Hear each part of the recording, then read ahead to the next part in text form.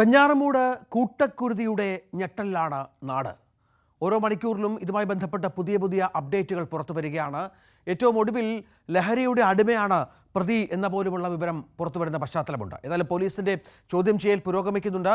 അന്വേഷണവും കാര്യമായി മുന്നോട്ട് പോകുന്നു. നമുക്ക് പ്രധാന തലക്കെട്ടുകളിലേക്ക് പോകാം. കൂട്ടക്കുരുതിയുടെ ഞെട്ടൽ മാറാതെ വെഞ്ഞാറമൂട്. 23കാരൻ 8 മണിക്കൂറിനുള്ളിൽ കൊന്നു തള്ളിയത് 5 പേരെ.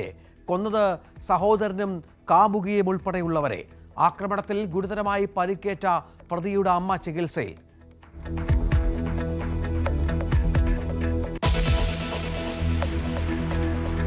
അഫാൻ ബൈക്കിൽ പോകുന്ന CCTV ദൃശ്യങ്ങൾ പുറത്ത്.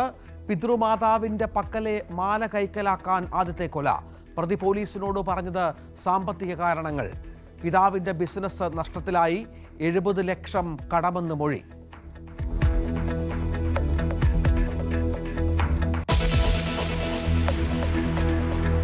പ്രതി അഫാൻ കൊലപാതകങ്ങൾ നടത്തിയത് അതിക്രൂരമായി. നമ്മുടെ ബാക്ക് തലയിവിടെയൊക്കെ കുറച്ച് പൊട്ടലും പിന്നെ മുഖത്തൊക്കെ കുറച്ച് കാര്യങ്ങൾ ഇതൊക്കെ പോയിട്ട് ചതയൊക്കെ പോയിട്ടുണ്ടായിരുന്നു. ചിറ്റിയിൽ വെച്ച് എന്തോ നല്ല ഇത് വെച്ച് അടിച്ചിട്ടുണ്ട്. പിന്നെ മുഖത്ത് നല്ലൊരു കുഴിയുണ്ട് എല്ലാവരുടെ. മറ്റേ പയ്യൻ്റെ കണ്ണ്, ഒരു കണ്ണില്ല, ഒരു കണ്ണ് മാത്രം നല്ല തുറന്നിരിപ്പുണ്ട്, ഒരു കണ്ണ് ഫുൾ അങ്ങ് അകത്ത് പോയി. ഫർസാനയുടെ നെറ്റിയിലെ മാംസം തലയ്ക്ക് പിന്നിലൂടെ പുറത്തു വന്നു. ചുറ്റിക ആക്രമണത്തിൽ അനുജന്റെ കണ്ണ് തകർന്നു. അമ്മ ഷമിയുടെ തലയോട്ടി തകർത്തു.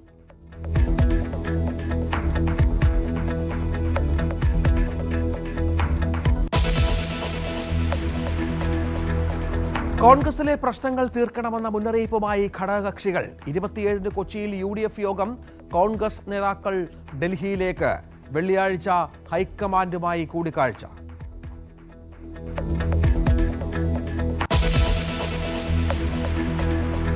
PC ജോർജ് ആശുപത്രിയിൽ തുടരുന്നു. ജാമ്യത്തിനായി മേൽക്കോടതിയെ സമീപിക്കാൻ നീക്കം.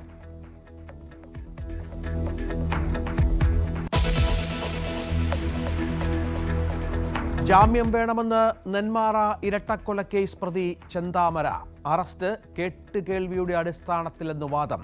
ജാമ്യാപേക്ഷ ഇന്ന് ആലത്തൂർ കോടതിയിൽ.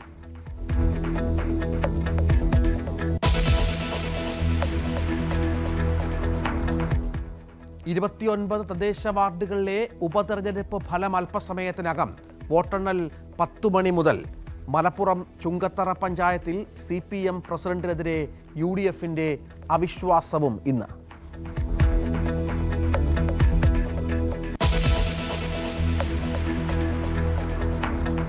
പുലിക്ക് പിന്നാലെ പേടിപ്പിച്ചു വനം വകുപ്പും. കാസർഗോഡ് കൊളത്തൂരിൽ കൂട്ടിൽ കുടുങ്ങിയ പുലിയെ ജനവാസ മേഖലയിൽ തുറന്നുവിട്ടതായി പരാതി. പുലി വീണ്ടും നാട്ടിലിറങ്ങുമെന്ന ഭീതിയിൽ പ്രദേശവാസികൾ.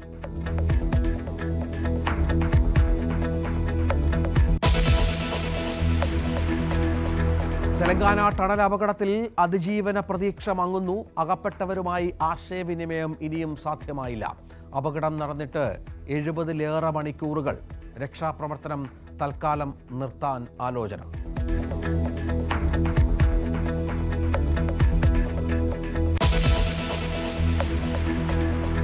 ഫ്രാൻസിസ് മാർപ്പാപ്പയുടെ ആരോഗ്യനിലയിൽ നേരിയ പുരോഗതി. അപകടനില തരണം ചെയ്തിട്ടില്ലെന്ന് വത്തിക്കാൻ.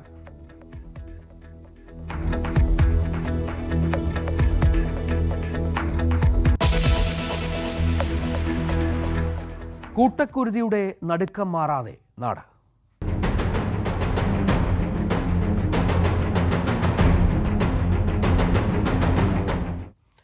തിരുവനന്തപുരം വെഞ്ഞാറമൂടിൽ 5 പേരെ കൊലപ്പെടുത്തിയത് സ്വർണ്ണാഭരണവും പണവും നൽകാത്തതിനെ തുടർന്ന്. കൊലപാതകത്തിന് മുൻപ് പ്രതി അഫാൻ അമ്മയോട് പണവും മുത്തശ്ശിയോട് സ്വർണ്ണമാലയും ആവശ്യപ്പെട്ടിരുന്നതായി പോലീസ് പറയുന്നു. ഇന്നലെ പ്രതി പാങ്ങോട്ടെ വീട്ടിലെത്തിയപ്പോൾ മുത്തശ്ശി സൽമ ബീവിയുടെ കഴുത്തിൽ മാല ഉണ്ടായിരുന്നില്ല.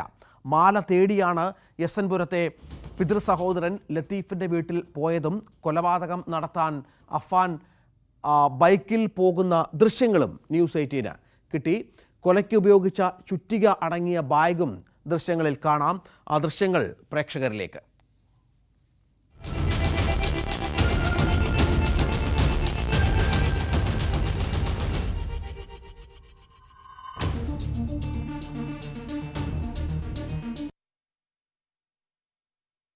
കൊല നടത്താനായി ബൈക്കിൽ പോകുന്ന ആ ദൃശ്യങ്ങൾ നമുക്ക് മനസ്സിലാകും. ബാഗ് അടക്കം ഈ ചുറ്റിക വെച്ച ബാഗ് അടക്കം ഉപയോഗിച്ചാണ് അഫാൻ ഈ ദൃശ്യങ്ങളിലൂടെ ബൈക്കിൽ പോകുന്നത് കാണുന്നത്. ഇവിടെ കൊലപാതക പരമ്പരകളുടെ ഒരു തുടക്കമായിരുന്നു ഈ ബൈക്ക് യാത്ര എന്നതും ചേർത്ത് വെക്കണം. മെഡിക്കൽ കോളേജിൽ ചികിത്സയിൽ തുടരുന്ന പ്രതി അസ്വസ്ഥത പ്രകടിപ്പിക്കുന്നതായി പോലീസ് പറയുന്നുണ്ട്.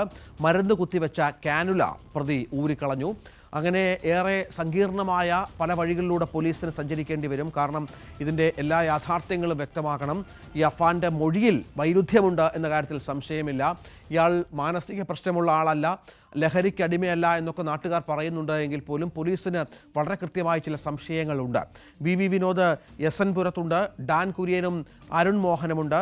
മെഡിക്കൽ കോളേജിൽ നിന്നും ഈ പെൺകുട്ടിയുടെ വീട്ടിൽ നിന്നും നമ്മുടെ പ്രതിനിധികൾ ഏറ്റവും പുതുതായി ചേരുകയും ചെയ്യും. ആദ്യം വിനോദ് ഈ പുറത്തു വരുന്ന ഈ മൊഴികൾ ഈ നേരത്തെ പറഞ്ഞതുപോലെ ഈ അഫാനുമായി ബന്ധപ്പെട്ട് അത് പോലീസ് പൂർണ്ണമായും വിശ്വസിക്കുന്നില്ല എന്ന് തന്നെ മനസ്സിലാക്കണ്ടേ? കാരണം ഒരുപാട് അവ്യക്തതകളുണ്ട്, ദുരൂഹതകളുണ്ട്. ഇയാളുടെ മോട്ടീവുമായി ബന്ധപ്പെട്ട് പോലീസിന് ചില സംശയങ്ങളുണ്ട്. പണവും സ്വർണവും മാത്രമാണോ ലക്ഷ്യമെന്ന പ്രശ്നമുണ്ട്. അങ്ങനെ എല്ലാ തലത്തിലും അന്വേഷണം, അതിൻ്റെ ചോദ്യം ചെയ്യലും മറ്റും ഇപ്പോഴും തുടരുകയാണോ വിനോദ്?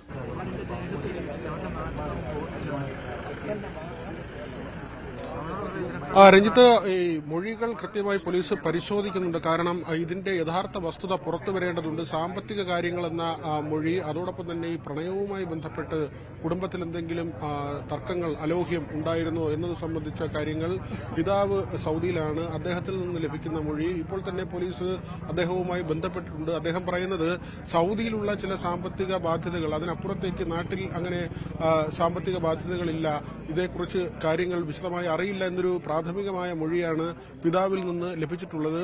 ഇപ്പോൾ ഈ അബ്ദുൽ ലത്തീഫ് സാജിദ ദമ്പതികളുടെ ഇൻക്വസ്റ്റ് നടപടികൾ പുരോഗമിക്കുകയാണ്. നമ്മളിപ്പോൾ എസ് പുരത്തെ വീട്ടിലാണുള്ളത്. ഇവിടെ രണ്ടാമത്തെ ഇൻക്വസ്റ്റ് നടപടികൾ നടക്കുന്നു. ഇവിടെ ഈ കൊലപാതകം നടന്നപ്പോൾ പരിസരവാസികൾ ആരും തന്നെ അത് അറിഞ്ഞിരുന്നില്ല എന്നതാണ്. കാരണം വന്നത് ഒരു ബന്ധുവാണ്, അവർ പോലും പ്രതീക്ഷിക്കാത്ത ഒരു കൊലപാതകം. ഒരുപക്ഷെ അടുക്കളയിലാണ് ഈ വീട്ടമ്മയുടെ മൃതദേഹം ഉണ്ടായിരുന്നത്. അവർ ചായ ഉണ്ടാക്കാൻ ആ ഭാഗത്തേക്ക് പോയി എന്നും കരുതുന്നു. അതായത് സഹോദരന്റെ മകനാണ്, അബ്ദുൽ ലത്തീഫിന്റെ ഇളയ സഹോദരന്റെ മകനാണ് ഈ വീട്ടിലേക്ക് വരുന്നത്. അതുകൊണ്ട് തന്നെ അവർ ഒരുപക്ഷെ ഇങ്ങനെ ഒരു ക്രൂരത അല്ലെങ്കിൽ ഈ ഒരു കൃത്യം നടക്കുമെന്ന ഒരു ചിന്ത പോലും അവരുടെ മനസ്സിൽ ഉണ്ടായിരുന്നിരിക്കില്ല. മാത്രമല്ല, ഈ വീടുമായി ബന്ധപ്പെട്ട് നമ്മൾ നോക്കുമ്പോൾ വീടിന് മറുവശത്ത് ഒഴിഞ്ഞ പ്രദേശമാണ്. നമുക്ക് ഒരിക്കൽ കൂടി ആ ദൃശ്യങ്ങളിലേക്ക് പോകാം. ഇത് നമ്മൾ നിൽക്കുന്ന ഈ കൊലപാതകം നടന്ന വീടാണ്. ഈ വീടിന് മുൻവശത്തെ ദൃശ്യങ്ങൾ കണ്ടാൽ അത് വളരെ വിജനമായ ഒരു പ്രദേശമാണ്. ആ ഭാഗത്ത് വീടുകളൊന്നുമില്ല. ഈ വീടിന് ഓപ്പോസിറ്റ് ആയിട്ടുള്ള സ്ഥലമാണ്. തൊട്ടടുത്ത് തന്നെ ഉള്ള പറമ്പ് അത് ഒഴിഞ്ഞു കിടക്കുന്ന പറമ്പാണ്. അതിനപ്പുറത്താണ് ഒരു വീടുള്ളത്. അവിടെയും വയസ്സായ ആളുകളാണ് താമസിക്കുന്നത്. ഇതിനടുത്തും ഒരു വീടാണുള്ളത്. മറ്റ് വീടുകൾ, ഇതിന് പിറകിലോട്ടോ മറ്റോ വീടുകളോ ആൾതാമസമോ ഒന്നും തന്നെയില്ല. അതുകൊണ്ട് തന്നെ ഏതെങ്കിലും തരത്തിലുള്ള നിലവിളിയോ ആ തരത്തിലുള്ള ശബ്ദങ്ങളോ പുറത്തു വന്നാൽ പെട്ടെന്ന് ആളുകളുടെ ശ്രദ്ധയിൽ വരാനുള്ള സാധ്യതയുമില്ല. അതുതന്നെയാണ് ഈ കൊലപാതകത്തെക്കുറിച്ച് കൂടുതൽ ആളുകൾ അറിയാതെ പോയതും. മറ്റൊന്ന്, ഈ വയസ്സായ ആളുകളാണ്. നമ്മൾ ഈ കൊല ചെയ്യപ്പെട്ട ആളുകളുടെ ഒരു ആരോഗ്യസ്ഥിതി പരിശോധിച്ചാൽ എല്ലാം തന്നെ കായികമായി പ്രതിയേക്കാൾ താഴെ നിൽക്കുന്നതാണ്. ഒന്ന് അമ്മൂമ്മയാണ്, വയസ്സായ ആളാണ്, പിതാവിന്റെ ജ്യേഷ്ഠനാണ്. അദ്ദേഹം സൈന്യത്തിലായിരുന്നു, പിന്നീട് വിരമിച്ച് ഇവിടെ താമസിക്കുകയാണ്. അദ്ദേഹത്തിന്റെ 2 പെൺമക്കളാണ്. അവരെ വിവാഹം ചെയ്ത് നൽകുകയും ചെയ്തു. ഭാര്യയും ഭർത്താവും മാത്രമാണ് ഇവിടെ ഉള്ളത്. അവരും പ്രായം ചെന്ന ആളാണ്. ഇവിടുത്തെ വീട്ടമ്മയെക്കുറിച്ച് നാട്ടുകാർ പറയുന്നതും വളരെ സാധുവായ ഒരു സ്ത്രീയാണ്. അവർ സംസാരിച്ചാൽ പോലും അങ്ങനെ ശബ്ദം അധികം പുറത്തു വരാത്ത തരത്തിലുള്ള ഒരു പെരുമാറ്റ രീതിയുള്ള വളരെ സാധുവായ ഒരു സ്ത്രീയാണ്. മറ്റൊന്ന്, ഈ അമ്മയും പെൺസുഹൃത്തുമാണ്. പിന്നെ കൊല ചെയ്യപ്പെട്ടത് 14 വയസ്സുള്ള ഇളയ സഹോദരനാണ്. ഇവരെല്ലാം തന്നെ ആരോഗ്യപരമായി ഈ പ്രതിയേക്കാൾ ശേഷി കുറഞ്ഞ ആളുകളാണ്. ആ തരത്തിലുള്ള ഒരു സാഹചര്യം കൂടി പരിഗണിക്കേണ്ടതുണ്ട്. മറ്റൊന്ന്, ഈ സ്വർണ്ണമാല, അമ്മൂമ്മയുടെ സ്വർണ്ണമാല തേടി അവിടെ പോകുന്ന നേരത്തെ തന്നെ പലകുറി പിതാവിന്റെ അമ്മയിൽ നിന്ന് ഈ മാല ആവശ്യപ്പെടുന്ന സാഹചര്യം ഉണ്ടായിരുന്നുവെന്ന് പറയുന്നു. ഇപ്പോൾ ഈ ആംബുലൻസിൽ നിന്ന് സ്ട്രെച്ചർ അകത്തേക്ക് കൊണ്ടുപോവുകയാണ്. മൃതദേഹങ്ങൾ ഇനി പുറത്ത് എടുക്കേണ്ട സാഹചര്യമുണ്ട്. ഇൻക്വസ്റ്റ് നടപടികൾ പൂർത്തിയാകുകയാണ്. ആറ്റിങ്ങൽ ഡിവൈഎസ്പിയുടെ നേതൃത്വത്തിൽ, ആറ്റിങ്ങൽ ഡിവൈഎസ്പി മഞ്ജുലാലിന്റെ നേതൃത്വത്തിലാണ് ഇപ്പോൾ പോലീസ് സംഘം ഇവിടെ ഉള്ളത്. അദ്ദേഹം അല്പസമയം മുൻപ് ഈ വീടിനുള്ളിലേക്ക് പോയിരുന്നു. മഞ്ജുലാൽ പറഞ്ഞത് ഈ പ്രതി ഇപ്പോഴും ആശുപത്രിയിൽ തുടരുന്നു. ആരോഗ്യനില സംബന്ധിച്ച് മറ്റ് കാര്യങ്ങൾ അദ്ദേഹം വിശദീകരിക്കുന്നില്ല. ഇതിൽ നമ്മൾ ആശുപത്രിയിൽ നിന്ന് മനസ്സിലാക്കുന്നത് മറ്റ് പ്രശ്നങ്ങളൊന്നും തന്നെ പ്രതിക്കില്ല. വിശദമായ ചോദ്യം ചെയ്യൽ വേണ്ടിവരും എന്ന കാര്യമാണ്. ഇൻക്വസ്റ്റ് നടപടി, രണ്ടാമത്തെ മൃതദേഹത്തിന്റെ ഇൻക്വസ്റ്റ് നടപടിയാണ് ഇപ്പോൾ നടക്കുന്നത്. അത് അല്പസമയത്തിനുള്ളിൽ പൂർത്തിയാകുമെന്ന കാര്യം കൂടി ഡിവൈഎസ്പി പറയുന്നുണ്ട്. നമ്മൾ പറഞ്ഞു വന്നത് ഈ സ്വർണ്ണമാലയുമായി ബന്ധപ്പെട്ടാണ്. ഒരുപക്ഷെ ആ സ്വർണ്ണമാല നൽകാത്തതിലെ വൈരാഗ്യം അതിനുശേഷം ഈ വീട്ടിലേക്ക് വരികയും ഒരുപക്ഷെ ഇവരിൽ നിന്ന് ഇങ്ങനെ ഈ ആഭരണം, പണം ആവശ്യപ്പെടുന്ന നിലയിലേക്ക് പോയി എന്ന് തന്നെയാണ് കരുതുന്നത്. ഈ കൊലപാതകങ്ങൾക്ക് പിന്നിൽ അങ്ങനെ ഒരു വൈരാഗ്യം കൂടി ഉണ്ട് എന്ന് മനസ്സിലാക്കുന്നു. കാരണം സാമ്പത്തിക പരാധീനത ഉണ്ട് എന്ന കാര്യം പറയുന്നു. ഒരുപക്ഷെ പിതാവിന്റെ ഈ സ്പെയർ പാർട്സ് ബിസിനസ്സുമായി ബന്ധപ്പെട്ടല്ലാതെ തന്നെ നാട്ടിൽ ഉണ്ടായ കടങ്ങൾ, അത് ഈ പ്രതിയുടെ ഭാഗത്ത് നിന്ന് തന്നെ കടം വാങ്ങുന്ന രീതി ഉണ്ടായിരുന്നു എന്ന ചില സൂചനകൾ. അങ്ങനെയെങ്കിൽ വലിയ തുകകൾ കടം വാങ്ങുകയും പിന്നീട് ഒരു വിവാഹത്തിലേക്ക് പോകാൻ പോകുമ്പോൾ സ്വാഭാവികമായും മാതാവിന് അർബുദ ബാധയുണ്ട്. അങ്ങനെ ഒരു വിവാഹത്തിന് പറ്റിയ ഒരു സാമ്പത്തിക സാഹചര്യം ആയിരിക്കില്ല. അതുകൊണ്ട് തന്നെയായിരിക്കും ഒരുപക്ഷെ വീട്ടിൽ നിന്നൊക്കെയുള്ള എതിർപ്പ് ഉയർന്നു വന്നതും. ഇതെല്ലാം തന്നെ ഏറ്റവും ഒടുവിൽ ഇങ്ങനെ ഒരു കൃത്യം നിർവഹിക്കുന്നതിലേക്ക് പ്രതി എത്തിച്ചു എന്ന് വേണം കരുതാൻ. 10 മണി മുതൽ 6 മണി വരെയുള്ള ഒരു സമയമാണ്. രാവിലെ 10 മണിക്ക് വീട്ടിൽ നിന്ന് പുറപ്പെടുകയും 6 മണിക്കുള്ളിൽ ഈ കൊലപാതകങ്ങൾ നടക്കുകയും പിന്നീട് വെഞ്ഞാറമൂട് പോലീസ് സ്റ്റേഷനിലെത്തി താൻ 6 പേരെ കൊലപ്പെടുത്തി എന്ന കാര്യം അവിടെ പറയുകയും ചെയ്യുന്നു. അവിടെ ഈ കണക്കെല്ലാം ശരിയാണ്. ആക്രമിക്കപ്പെട്ടവരുടെ എണ്ണം 6 തന്നെയാണ്. എന്നാൽ അമ്മ ഇപ്പോഴും ഗുരുതരാവസ്ഥയിൽ ആശുപത്രിയിൽ തുടരുകയാണ്. ഒരുപക്ഷെ ആ മരണം കൂടി സ്ഥിരീകരിച്ച് പ്രതി അങ്ങനെ ഉറപ്പിച്ചിട്ടുണ്ടാകും. പക്ഷേ ആ തരത്തിലേക്ക് പോകുന്നില്ല. ഈ യുവാവ് 6 പേരെ ആക്രമിക്കുന്നു, കൊലപ്പെടുത്താനുള്ള ശ്രമം നടത്തുന്നു. അങ്ങനെ 6 പേരും മരിച്ചു എന്ന കാര്യമാണ് സ്റ്റേഷനിലെത്തി പറയുന്നത്. എന്നാൽ 5 പേർക്ക് ജീവൻ നഷ്ടമാകുന്നു. ഒരാൾ ഇപ്പോഴും ഗുരുതരമായി തുടരുകയാണ്. അമ്മയുടെ മൊഴി, അവർ ഇപ്പോഴും ഈ ചികിത്സയിൽ തുടരുകയാണ്. അവരിൽ നിന്ന് മൊഴി രേഖപ്പെടുത്തുന്നതിനുള്ള ബുദ്ധിമുട്ടൊക്കെ ഉണ്ട്. പക്ഷേ ഇനി ഏറ്റവും നിർണായകമാവുക ഒരുപക്ഷെ അമ്മ ആ പോലീസിന് മൊഴി നൽകുന്ന ഒരു സാഹചര്യം തന്നെയാകും. അങ്ങനെ മൊഴി ലഭിച്ചാൽ ഇതിൽ കൂടുതൽ വസ്തുതകൾ പുറത്തുവരും. അതോടൊപ്പം തന്നെ ഈ യുവാവിൽ നിന്നുള്ള മൊഴി രേഖപ്പെടുത്തേണ്ടതുണ്ട്, കൂടുതൽ വിശദമായി ചോദ്യം ചെയ്യേണ്ടതുണ്ട്. പക്ഷേ ആരോഗ്യസ്ഥിതി, അതിപ്പോൾ കഴിഞ്ഞ ദിവസം എലിവിഷം കഴിച്ചുവെന്ന് പോലീസിനോട് പറയുകയും അതിന്റെ അടിസ്ഥാനത്തിൽ മെഡിക്കൽ കോളേജ് ആശുപത്രിയിൽ പ്രവേശിപ്പിക്കുകയും അതിനുള്ള ചികിത്സ നൽകുകയും ചെയ്തു. ചികിത്സയോട് സഹകരിക്കുന്ന ഒരു രീതിയല്ല. മറ്റ് കാര്യങ്ങൾ കൂടി പോലീസ് പരിശോധിക്കുന്നുണ്ട്. കാരണം ഏതെങ്കിലും തരത്തിലുള്ള ലഹരി വസ്തുക്കളോ മറ്റോ ഉപയോഗിക്കുന്ന ശീലമുണ്ടായിരുന്നോ എന്നതടക്കമുള്ള കാര്യങ്ങൾ പോലീസ് പരിശോധിക്കുന്നുണ്ട്. നാടിനെ നടുക്കിയ ഒരു സംഭവം തന്നെയാണ്, ഞെട്ടലിലാണ്. കാരണം ഈ തീർത്തും ഒരു ഗ്രാമാന്തരീക്ഷത്തിലുള്ള പ്രദേശമാണ്. വളരെ സാധാരണക്കാരായ നാട്ടുകാർ ജീവിക്കുന്ന ഒരു പ്രദേശമാണ്. അവിടെ ഇങ്ങനെ ഒരു അരുംകൊല, അത് ചുറ്റിക കൊണ്ട് 2 പേരുടെയും തലയ്ക്കടിക്കുന്നു എന്ന നിലയ്ക്ക് ഈ വീട് തുറന്നു നോക്കുമ്പോൾ ആദ്യം ഹാളിലാണ് അബ്ദുൾ ലത്തീഫിന്റെ മൃതദേഹമുള്ളത്. അതാണ് നമുക്ക് ദൃശ്യങ്ങളിൽ കാണാം. നാട്ടുകാര് ഒരുപാട് പേർ അവിടെ കൂടി നിൽപ്പുണ്ട്. അവരൊക്കെ ആകെ വെഞ്ഞാറമൂട് ഗ്രാമത്തിനുണ്ടായ ഞെട്ടൽ ഒട്ടും ചെറുതല്ല. നിരവധി വിഷയങ്ങൾ ഇതുമായി ബന്ധപ്പെട്ട് ചേർത്ത് വായിക്കണമെന്നാണ് പോലീസിന്റെ ഇതുവരെയുള്ള നിഗമനം. അതനുസരിച്ചുള്ള അന്വേഷണം പുരോഗമിക്കുന്നുണ്ട്. ഇതിനിടയിൽ ആംബുലൻസ് ഡ്രൈവർ ഈ ഞെട്ടിപ്പിക്കുന്ന ചില വെളിപ്പെടുത്തലുകൾ നടത്തി. വെടിയുണ്ട തുളച്ചു കയറിയതാണ് എന്നാണ് ആദ്യം കരുതിയത്. കാരണം അത്ര വലിയ മുറിവായിരുന്നു മരിച്ച ഫർസാനയുടെ നെറ്റിയിൽ. മാംസം തലയ്ക്ക് പിന്നിലൂടെ പുറത്തു വന്ന കാഴ്ച ഈ ആംബുലൻസ് ഡ്രൈവർക്ക് ഏറെ ഞെട്ടലുളവാക്കി. അനുജൻ്റെ ഒരു കണ്ണ് ചുറ്റിയെ കൊണ്ട് തകർത്ത നിലയിലായിരുന്നു. ഉമ്മയുടെ തലയോട്ടി തകർന്ന നിലയിലാണ് ആശുപത്രിയിൽ എത്തിച്ചതെന്നും ആംബുലൻസ് ഡ്രൈവർ ന്യൂസ് 18 പറഞ്ഞു.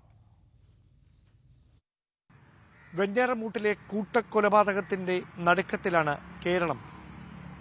ഈ അതിക്രൂരമായ കൊലപാതകം നടന്ന പേരുമലയിലെ വീട്ടിൽ നിന്ന്, അഫാന്റെ വീട്ടിൽ നിന്ന് ഈ മൃതദേഹങ്ങൾ പുറത്തെടുക്കുന്ന സമയത്ത് അവിടേക്ക് ആദ്യമെത്തിയ ആംബുലൻസ് ഡ്രൈവർ എന്നോടൊപ്പം ചേർന്ന്. എന്താണ് താങ്കളുടെ പേര്? സഫീർ.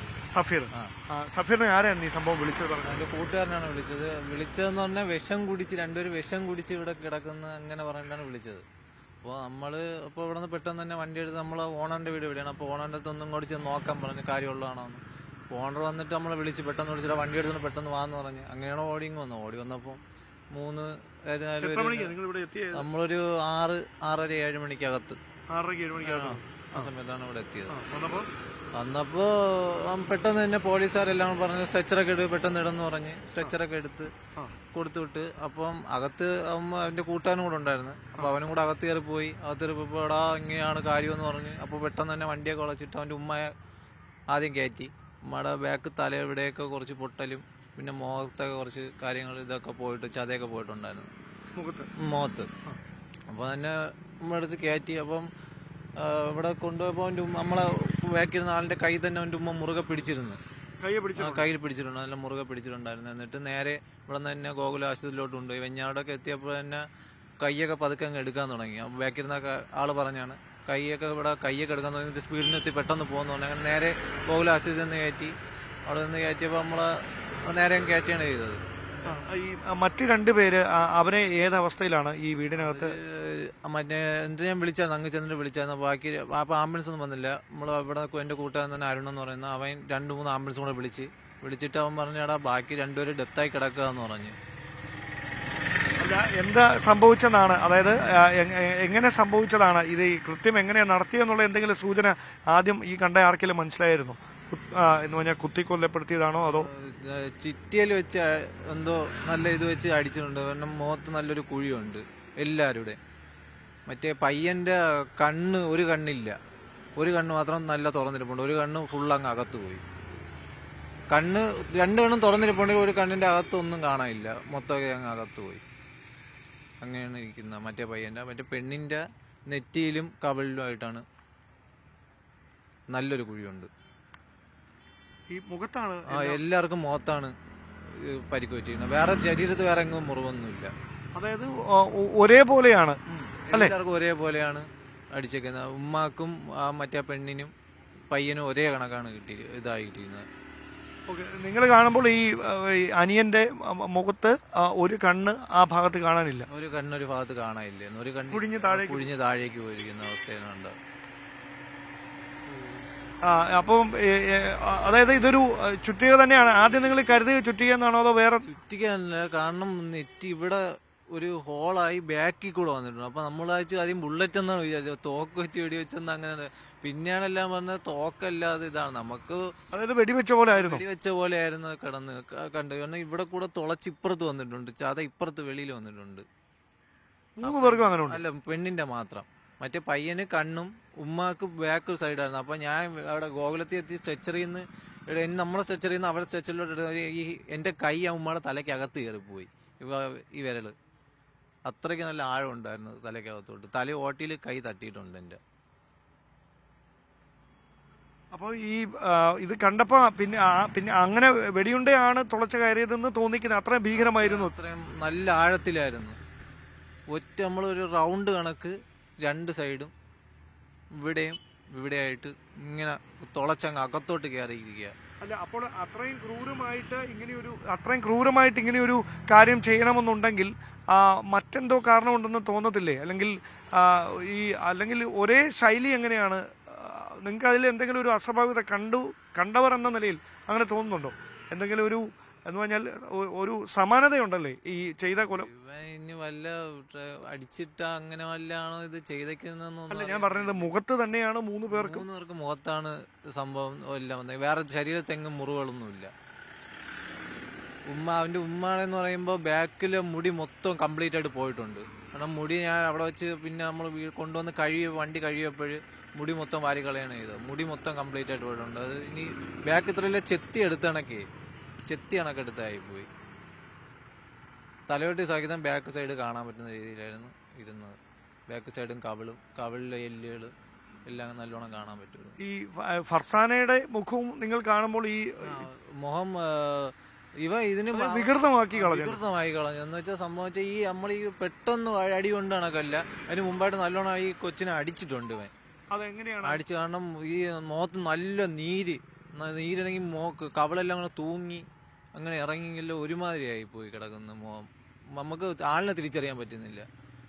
ഈ കുട്ടീനെ എനിക്കറിയാം. കുട്ടി എന്റെ വീടിന്റെ അവിടെയാണ് കുടുംബ വീട്. അവിടെയൊക്കെ വരുന്ന കുട്ടിയായിരുന്നു ഈ കുട്ടി, ഫർസാന.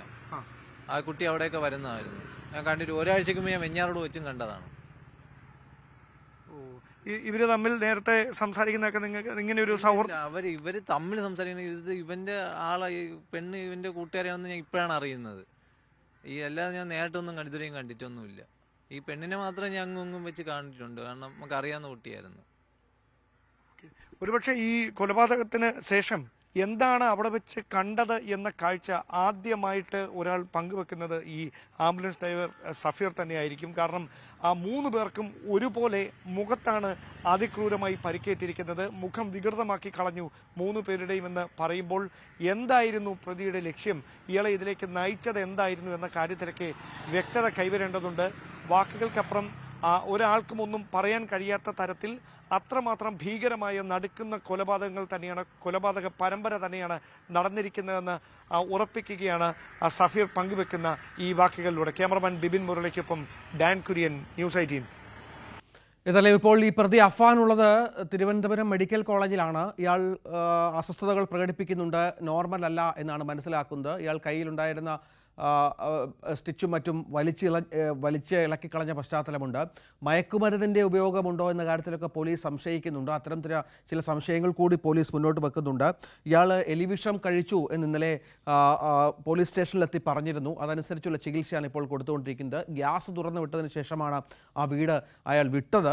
അങ്ങനെ ഒരുപാട് കാര്യങ്ങൾ ഇതുമായി ബന്ധപ്പെട്ട് ചേർത്ത് വെക്കണം. ഏതായാലും ഒട്ടും സുഖകരമായ ഒരവസ്ഥയിൽ ഒരു സാധാരണ മനുഷ്യന് ചെയ്യാൻ പറ്റുന്ന ഒരു കൊലപാതകമോ ഒരു പ്രവൃത്തിയോ ഒന്നുമല്ല ഈ അഫാൻ എന്ന മനുഷ്യൻ്റെ ഭാഗത്ത് നിന്ന് ഉണ്ടായത്. അതുതന്നെയാണ് പല തലത്തിൽ ഇതിനെ കൊണ്ടുപോവുകയും അന്വേഷിക്കുകയും ഒക്കെ ചെയ്യേണ്ട തലത്തിലേക്ക് പോലീസിനെ എത്തിക്കുന്നത്. അത്തരം നീക്കങ്ങൾ പോലീസിൻ്റെ ഭാഗത്ത് ഉണ്ടാവുകയും ചെയ്യുന്നുണ്ട്. ഇത് വളരെ പ്രധാനപ്പെട്ട ചില വെളിപ്പെടുത്തലുകൾ ഇനിയും സംഭവിക്കേണ്ടതുണ്ട്. അരുൺ മോഹൻ മെഡിക്കൽ കോളേജിലുണ്ട്. മെഡിക്കൽ കോളേജിൽ ഇയാൾ ചികിത്സയിലുണ്ട്. പോലീസ് പറയുന്നത് എന്താണ്? ഇയാൾ ഈ ചോദ്യം ചെയ്യൽ ഇപ്പോഴും ചികിത്സയിലും തുടരുകയാണോ?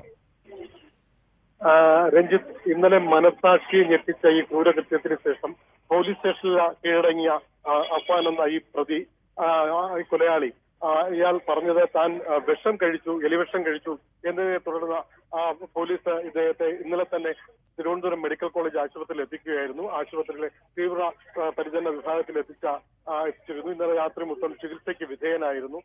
പ്രഥമ ദൃഷ്ട്യാ മറ്റു പ്രശ്നങ്ങളൊന്നുമില്ലെങ്കിലും എലിവിഷത്തിന്റെ ഒരു സ്വഭാവം ഉള്ളതുകൊണ്ട് കൂടുതൽ നിരീക്ഷണം വേണമെന്ന് ഡോക്ടർമാർ പറഞ്ഞതിന്റെ അടിസ്ഥാനത്തിൽ ഇദ്ദേഹത്തിന് കൂടുതൽ ചികിത്സയ്ക്ക് വിധേയനാക്കി ഇരുത്തിയിരിക്കുകയായിരുന്നു. എന്നാൽ നമുക്ക് മനസ്സിലാക്കാൻ കഴിയുന്നത് ഇന്ന് രാവിലെ മുതൽ ഇദ്ദേഹത്തിന്റെ സ്വഭാവത്തിന് ചില വ്യത്യാസങ്ങൾ ഉണ്ടായി എന്നുള്ളതാണ്. പ്രധാനമായി പറയുന്നത് ഈ പറയുന്ന ക്യാൻ, ഈ ട്രിപ്പ് ഉൾപ്പെടെ കൊടുക്കാനുള്ള ക്യാൻ അവ വലിച്ച് ഇളക്കി മാറ്റാൻ ശ്രമിക്കുകയും ഒപ്പം വയറ് കഴുകുന്നത് ഉൾപ്പെടെയുള്ള ചികിത്സാ ക്രിയകൾക്ക് വിധേയനാവാതെ നിസ്സഹകരണം തുടരുകയും ചെയ്യുന്ന ഒരു അവസ്ഥ തുടക്കത്തിലുണ്ടായിരുന്നു. അതേസമയം ഇയാൾ ലഹരി ഉപയോഗിച്ചിട്ടുണ്ടോ എന്നുള്ള അതിനുവേണ്ടിയുള്ള രക്തസാമ്പിളുകൾ എടുക്കുന്നതിനൊക്കെ വിധേയനായെങ്കിലും തുടർന്ന് ഇത്തരം കാര്യങ്ങൾ ഇയാൾ തന്റെ നിസ്സഹകരണം അസ്വസ്ഥനാവുകയായിരുന്നു എന്നുള്ളതാണ് നമുക്ക് ലഭിക്കുന്ന ഒരു വിവരം. അതേസമയം ഇപ്പോൾ എല്ലാം മാറി വീണ്ടും ചികിത്സയ്ക്ക് വേണ്ടി സഹകരിക്കുന്നു എന്നുള്ളതാണ്. എന്തായാലും പോലീസിന്റെ കസ്റ്റഡിയിൽ, പോലീസിന്റെ നിരീക്ഷണത്തിലാണ് ഇപ്പോൾ പ്രതി ഉള്ളത്. വരും മണിക്കൂറുകൾക്കുള്ളിൽ കൂടുതൽ ഡോക്ടറുടെ പരിശോധനയ്ക്ക് ശേഷം ഇദ്ദേഹത്തെ മുക്തനാക്കാൻ കഴിയുമോ അല്ലെങ്കിൽ പോലീസിന് വിട്ടു നൽകാൻ കഴിയുമോ എന്നുള്ള കാര്യങ്ങളൊക്കെ വരും മണിക്കൂറുകളിലുള്ള നമുക്ക് മനസ്സിലാക്കാൻ കഴിയുള്ളൂ. രഞ്ജിത്ത്, അരുൺ മോഹനാണ് വിവരങ്ങൾ പങ്കുവെക്കുന്നത്. ഏതായാലും ഈ അഫാൻ എന്ന ആൾ ഈ പ്രതി അവിടെ ചികിത്സയിലുണ്ട്. ഇയാളെ പോലീസ് കൂടുതലായി ചോദ്യം ചെയ്തു വരുന്ന പശ്ചാത്തലം കൂടി ഇതിനോട് ചേർത്ത് വെക്കണം. പോലീസിന് കുറേയേറെ കാര്യങ്ങൾ ഇനിയും അറിയാനുണ്ട് എന്നുള്ളതാണ് ഏറ്റവും പ്രധാനപ്പെട്ട കാര്യം. അതുമായി ബന്ധപ്പെട്ട ചോദ്യം ചെയ്യലൊക്കെ പുരോഗമിക്കണം എന്നുണ്ടെങ്കിൽ അത് ആ തരത്തിൽ തന്നെ ഇയാളെ ചോദ്യം ചെയ്യേണ്ടി വരും. അതിനുള്ള ശ്രമത്തിലാണ് പോലീസ് എന്നാണ് മനസ്സിലാകുന്നത്. വി വിനോദ് തുടരുന്നുണ്ട്. ഡാൻ കുര്യനും അല്പസമയത്തിനകം ചേരുമെന്നാണ് മനസ്സിലാകുന്നത്. ഏതായാലും വലിയ ഞെട്ടിപ്പിക്കുന്ന ഒരു കൊലപാതകം, ഇതുമായി ബന്ധപ്പെട്ട വിവരങ്ങൾ പുറത്തു വരുമ്പോൾ നമ്മുടെ ഈ കൊച്ചു കേരളത്തിൽ ഇങ്ങനെയൊക്കെ സംഭവിക്കുമോ എന്നുള്ള ഞെട്ടലിലാണ് മലയാളികൾ എന്നുള്ളതാണ് ഏറ്റവും പ്രധാനപ്പെട്ട കാര്യം. വല്ലാത്ത അവസ്ഥയിലാണ് ഈ സംഭവങ്ങളൊക്കെ ആവർത്തിച്ചുകൊണ്ടിരിക്കുന്നത്. രാവിലെ തന്നെ പലവിധ കൊലപാതകങ്ങൾ പ്രേക്ഷകരിലേക്ക് എത്തിക്കേണ്ട വല്ലാത്തൊരവസ്ഥയിൽ തന്നെയാണ് നമ്മളൊക്കെ ഉള്ളത് എന്നതും ഇതിനോട് ചേർത്ത് വെക്കണം. അതും ഈ പറഞ്ഞതുപോലെ ഒരു ആൾ 6 പേരെ കൊലപ്പെടുത്താൻ ശ്രമിക്കുക, അതിൽ 5 പേർ മരിക്കുക. സാമ്പത്തികമായ കാരണങ്ങളുണ്ട്, മറ്റു ചില വൈരാഗ്യങ്ങളുണ്ട്, പണത്തിനായുള്ള ചില ആവശ്യകതകളുണ്ട്. അങ്ങനെ എല്ലാ തലത്തിലും ഒരു ചെറുപ്പക്കാരൻ, 23 വയസ്സുള്ള ഒരു ചെറുപ്പക്കാരൻ തൻ്റെ കാമുകിയെ താൻ ജീവനെ പോലെ സ്നേഹിച്ചിരുന്ന തൻ്റെ സഹോദരനെ അടക്കം കൊലപ്പെടുത്തണമെങ്കിൽ അയാളുടെ മാനസികാവസ്ഥ എന്തായിരിക്കണം എന്ന കാര്യത്തിലൊക്കെ നമ്മൾ ഒരുപാട് ആലോചിക്കേണ്ടി വരും. ഇങ്ങനെ ഒരു അശാന്തമായ ദുരൂഹമായ ഒട്ടും എന്താണ് സുഖകരമല്ലാത്ത ഒരു അന്തരീക്ഷത്തിലൂടെ നമ്മുടെ കേരളീയ സമൂഹം കടന്നു പോകുന്നു എന്നുള്ളതാണ് ഇത്തരം കാര്യങ്ങൾ പുറത്തു വരുമ്പോൾ നമ്മളെ വല്ലാതെ ഞെട്ടിപ്പിക്കുകയും ചിന്തിപ്പിക്കുകയും മറ്റും ചെയ്യുന്നത് എന്നുള്ളതാണ് ഏറ്റവും പ്രധാനപ്പെട്ട കാര്യമെന്നാണ് മനസ്സിലാകുന്നത്. എന്തായാലും കൂടുതൽ വിവരങ്ങൾ പ്രേക്ഷകരിലേക്ക് എത്തിച്ചുകൊണ്ടിരിക്കുകയാണ്. ഈ ചികിത്സയിലുള്ള ഈ അഫാൻ്റെ അമ്മ അവർ ഗുരുതരാവസ്ഥയിൽ തന്നെയാണ്, പക്ഷേ അപകടനില തരണം ചെയ്തു എന്നുള്ള വിവരങ്ങൾ കൂടി ഈ ഘട്ടത്തിൽ പുറത്തു വരുന്നുണ്ട്. വെഞ്ഞാറമൂട് കൂട്ടക്കൊലയിൽ പ്രതിയുടെ മൊഴിയിൽ അടിമുടി ദുരൂഹത എന്ന് പോലീസ് പറയുന്നുണ്ട്. മൊഴികളിൽ വൈരുദ്ധ്യമുണ്ടെന്നും പ്രതിയെ വിശദമായി ചോദ്യം ചെയ്യണമെന്നും കൊലപാതകത്തിൻ്റെ യഥാർത്ഥ കാരണം ഈ ഘട്ടത്തിൽ പറയാനാകില്ലെന്നുമാണ് പോലീസ് പറയുന്നത്. ആറ്റിങ്ങൽ ഡിവൈഎസ്പി ഓഫീസിൽ അഭിലാഷ് ഉണ്ട്. അവിടെ അഭിലാഷ് അല്പസമയത്തിനകം അതിൻ്റെ വിശദാംശങ്ങൾ പങ്കുവെക്കുകയും ചെയ്യും.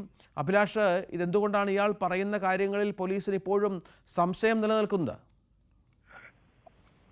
പോലീസ് പറയുന്നത് ഇദ്ദേഹത്തിന്റെ മൊഴികളിൽ, പ്രതിയുടെ മൊഴികളിൽ കൃത്യമായ വൈരുദ്ധ്യമുണ്ട് എന്ന് തന്നെയാണ്. ആശുപത്രിയിൽ ചികിത്സയിലായതിനാൽ കൃത്യമായ മൊഴി രേഖപ്പെടുത്താനും പോലീസിന് സാധിച്ചിട്ടില്ല എന്ന് പറയുന്നു. മാത്രമല്ല, ഈ കൊല്ലപ്പെട്ട പ്രതിയുടെ പിതാവുമായി പോലീസ് ബന്ധപ്പെട്ടിരുന്നു എന്ന് വിവരമുണ്ട്. തനിക്ക് അത്തരത്തിൽ കടബാധ്യതകളൊന്നും ഇല്ല എന്നാണ് അദ്ദേഹം പോലീസിനോട് പറഞ്ഞിരിക്കുന്നതാണ് പോലീസ് പറയുന്നത്. എന്തായാലും കൂടുതൽ ഇദ്ദേഹം പ്രതി കൊലപാതകം നടത്തിയ രീതികളെ കുറിച്ചും ഏത് തരത്തിലുള്ള ആയുധമാണ് ഉപയോഗിച്ചത് എന്നതിനെ കുറിച്ചുമില്ല പോസ്റ്റ്മോർട്ടം ചെയ്തതിനു ശേഷം മാത്രമേ കൃത്യമായ വിവരം ലഭിക്കൂ എന്നും ചികിത്സയോടും ചോദ്യം ചെയ്യലിനോടും പ്രതി ഒരു രീതിയിലും സഹകരിക്കുന്നില്ല എന്നുമാണ് ഇപ്പോൾ പോലീസ് പറയുന്നത്. ഇത് ഇത്തരത്തിൽ ചികിത്സ ഇയാൾ കയ്യിലിട്ടിരുന്ന കാനിലെയൊക്കെ അഴിച്ചു കളഞ്ഞു, പലവിധ കാര്യങ്ങൾ പറയുന്നുണ്ട്. ഈ ലഹരി എന്ന സംശയം പോലീസിനുണ്ടോ അഭിലാഷ്? തീർച്ചയായും ലഹരി എന്ന സംശയം പോലീസിനുണ്ട്. പോലീസ് അത്തരത്തിൽ രക്തപരിശോധന ഉൾപ്പെടെയുള്ള നടപടിക്രമങ്ങൾ നടത്തി വരികയാണ്. ലഹരി ഉപയോഗിക്കുമായിരുന്നുണ്ടോ എന്നുള്ള കാര്യം പോലീസ് പരിശോധിക്കുന്നുണ്ട്. ഇതും ഈ പരിശോധനാ ഫലങ്ങൾ പുറത്തു വന്നാൽ ശേഷം മാത്രമേ ഇതിൽ കൃത്യമായൊരു വിവരം പറയാൻ കഴിയൂ എന്നുള്ളതാണ് പോലീസ് പറയുന്നത്.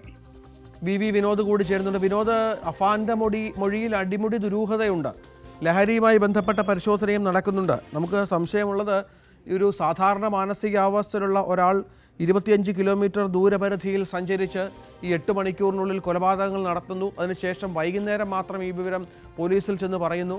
യാതൊരു മനസ്താപവും ഇല്ലാതെ സഹോദരനെയും കാമുകയും കൊന്നുതള്ളുന്നു. അങ്ങനെയൊക്കെ സംഭവിക്കണമെങ്കിൽ ഇയാൾക്ക് മറ്റെന്തെങ്കിലുമൊക്കെ മാനസികാവസ്ഥ ഉണ്ടായിരിക്കണം.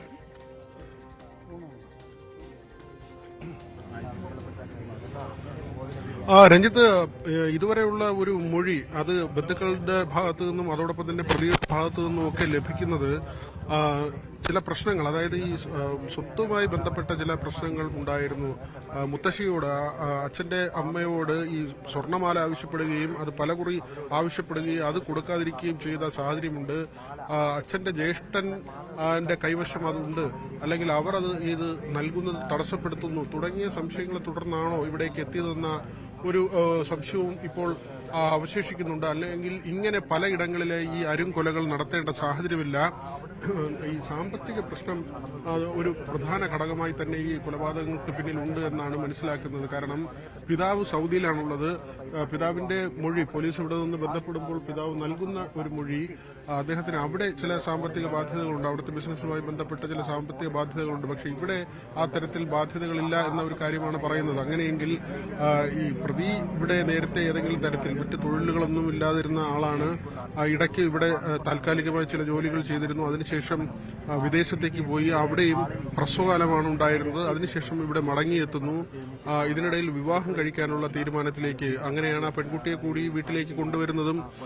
പെൺകുട്ടിയുടെ വീട്ടുകാർക്ക് അക്കാര്യത്തിൽ വിവാഹമായി ബന്ധപ്പെട്ട് മറ്റ് തർക്കങ്ങളൊന്നും ഇല്ലായിരുന്നു. ഏതായിരുന്നാലും അമ്മ അർബുദബാധിതയായിരുന്നു. ഇതെല്ലാം തന്നെ സാമ്പത്തികമായ ഞെരുക്കത്തിലേക്ക് കാര്യങ്ങളെ കൊണ്ടുവന്നെത്തിച്ചു.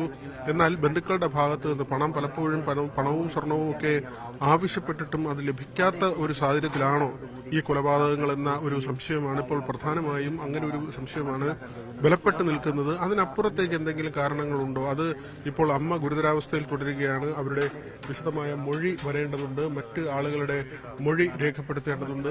പ്രതി തന്നെ ഇക്കാര്യം കൂടുതൽ വിശദീകരിക്കണം. കഴിഞ്ഞ ദിവസം രാത്രി വൈകി മജിസ്ട്രേറ്റ് തന്നെ മൊഴി രേഖപ്പെടുത്തിയിരുന്നു. അതിൽ പറയുന്ന കാര്യങ്ങൾ ഇതൊക്കെയാണ്. വിവാഹത്തിന് വിവാഹത്തിലേക്ക് പോകാൻ കഴിയാത്ത ഒരു സാഹചര്യം, വീട്ടിലുള്ള അതുമായി ബന്ധപ്പെട്ട് സാമ്പത്തികമായി അതുമായി ബന്ധപ്പെട്ട് ഉയർന്നു വന്ന എതിർപ്പുകൾ, മാതാവിനോട് പണം ചോദിക്കുന്ന ഒരു സാഹചര്യം ഉണ്ടായിരുന്നു. അതിനപ്പുറത്ത് അമ്മുമ്മയോട് ഈ സ്വർണ്ണമാല ആവശ്യപ്പെടുന്ന സാഹചര്യം, പ്രതിക്ക് ഓരോ ദിവസവും മുന്നോട്ട് പോകാൻ ആവശ്യമായ തുക കയ്യിലേക്ക് എത്തിയിരുന്നില്ല എന്ന് തന്നെയാണ്. പ്രത്യേകിച്ച് തൊഴിൽ രഹിതനായ ഒരു ചെറുപ്പക്കാരൻ, 23 വയസ്സുകാരനാണ്. മറ്റുള്ളവരിൽ നിന്ന് ഈ പണം ആവശ്യപ്പെടുകയും അവർ അത് നൽകാതിരിക്കുകയും ചെയ്യുന്നു. മാത്രമല്ല, അച്ഛന്റെ ജ്യേഷ്ഠൻ ഈ അബ്ദുൽ ലത്തീഫ് എന്നയാൾ, ഇവിടെ കൊല്ലപ്പെട്ട ആൾ, അദ്ദേഹം ഒരുപക്ഷെ സൈനികനായിരുന്നു. ഈ അനുജന്റെ മകനായതുകൊണ്ട് തന്നെ ഉപദേശമോ ശാസനയോ ഒക്കെ തന്നെ നൽകാനുള്ള സാധ്യതയും തള്ളിക്കളയുന്നില്ല. ഈ കൊലപാതകം ഇവിടെ നടക്കുമ്പോൾ മറ്റു ആളുകൾ അറിയാതെ പോയത് ഈ വീട് ഒരു ഒറ്റപ്പെട്ട നിലയിൽ തന്നെയാണ്. കാരണം പരിസരത്തൊക്കെ ആൾ താമസമുണ്ടെങ്കിൽ ഈ വീടിന് മറുവശത്ത് പൂർണ്ണമായും ഒഴിഞ്ഞ ഒരു പ്രദേശമാണ്. ഒരു വശത്ത് ഈ വീടിന്റെ വലതുഭാഗത്ത് ഒരു ഒഴിഞ്ഞ പറമ്പാണ്, പിറകിൽ വലിയ തോതിൽ ഒഴിഞ്ഞു കിടക്കുന്ന സ്ഥലമാണ്. ഇടതുവശത്തും ആ തരത്തിൽ തന്നെയാണ്. ചില 2-3 വീടുകളുണ്ടെങ്കിലും ഇവിടെ നിന്നൊരു ഒച്ച ഉയർന്നാൽ പോലും ആളുകൾക്ക് കേൾക്കാൻ പറ്റാത്ത ഒരു സാഹചര്യം. മാത്രമല്ല, ഈ വീട്ടിലുണ്ടായിരുന്നവർ കൊലപാതകം പ്രതീക്ഷിച്ചിരുന്നുമില്ല. പെട്ടെന്ന് ഒരാൾ, ബന്ധുവായ ഒരു യുവാവ്, 23 വയസ്സുകാരൻ കയറി വന്ന് തങ്ങളെ കൊലപ്പെടുത്തുമെന്ന ഒരു ചിന്തയും അവർക്കില്ലായിരുന്നു എന്ന് വേണം കരുതാൻ. ഇപ്പോൾ ഈ SN പുരത്തെ വീട്ടിൽ ഇൻക്വസ്റ്റ് നടപടികൾ പൂർത്തിയാവുകയാണ്. 2 മൃതദേഹങ്ങളുടെയും ഇൻക്വസ്റ്റ് നടപടികൾ പൂർത്തിയായിട്ടുണ്ട്. അല്പസമയത്തിനുള്ളിൽ മൃതദേഹങ്ങൾ പുറത്തേക്ക് കൊണ്ടുവരും. 2 ആംബുലൻസുകളും ഇതിനായി സജ്ജമാക്കിയിട്ടുണ്ട്. സ്ട്രെച്ചറുകൾ അകത്തേക്ക് കൊണ്ടുപോയി ആറ്റിങ്ങൽ DYSP മഞ്ജുലാലിന്റെ നേതൃത്വത്തിലുള്ള പോലീസ് സംഘമാണ് ഇപ്പോൾ ഈ വീട്ടിൽ ഉള്ളത്. തീർച്ചയായും അത്തരത്തിൽ പോലീസിന്റെ അന്വേഷണം തുടരുകയാണ്. ഏതായാലും ഇതിന്റെ വിശദാംശങ്ങൾ ലഭ്യമാകേണ്ടതുണ്ട്. പോലീസ് അതിനുള്ള എല്ലാ നടപടിക്രമങ്ങളിലുമാണ്. ഏതായാലും അല്പസമയത്തെ പോലീസിനും ഒരു അമ്പരപ്പുണ്ടായി. ഒരു ചെറുപ്പക്കാരൻ ഇങ്ങനെ വന്ന് പറയുമ്പോൾ, താൻ 5 പേരെ 6 പേരെ കൊലപ്പെടുത്തിയെന്നൊക്കെ പറയുമ്പോൾ ആ അമ്പരപ്പിൽ നിന്ന് മാറി അന്വേഷണത്തിന്റെ ഘട്ടത്തിലേക്ക് പോലീസ് കടക്കുകയാണ്. നെന്മാറ ഇരട്ട കൊലപാതക കേസിൽ പ്രതി ചെന്താമരയുടെ ജാമ്യാപേക്ഷ ഇന്ന് കോടതി പരിഗണിക്കുന്നുണ്ട്. ആലത്തൂർ മജിസ്ട്രേറ്റ് കോടതിയാണ് ജാമ്യാപേക്ഷ പരിഗണിക്കുന്നത്. അറസ്റ്റ് കേട്ടുകേൾവിയുടെ അടിസ്ഥാനത്തിലെന്നും ദൃക്സാക്ഷികൾ ഇല്ലെന്നും വാദമുണ്ട്. ജാമ്യം നൽകണമെന്നാണ് പോലീസിന്റെ ആവശ്യം. 2019 പോത്തുണ്ടി സ്വദേശി സജിതയെ കൊലപ്പെടുത്തിയ ചെന്താമര ഈ കേസിൽ ജാമ്യം നേടി പുറത്തിറങ്ങിയ ശേഷമാണ് ഇക്കഴിഞ്ഞ ജനുവരി 27-ന് സജിതയുടെ ഭർത്താവിനെയും അമ്മയെയും കൊലപ്പെടുത്തിയത്. കൂടുതൽ വാർത്തകളുണ്ട് ഇടവേളയ്ക്ക് ശേഷം.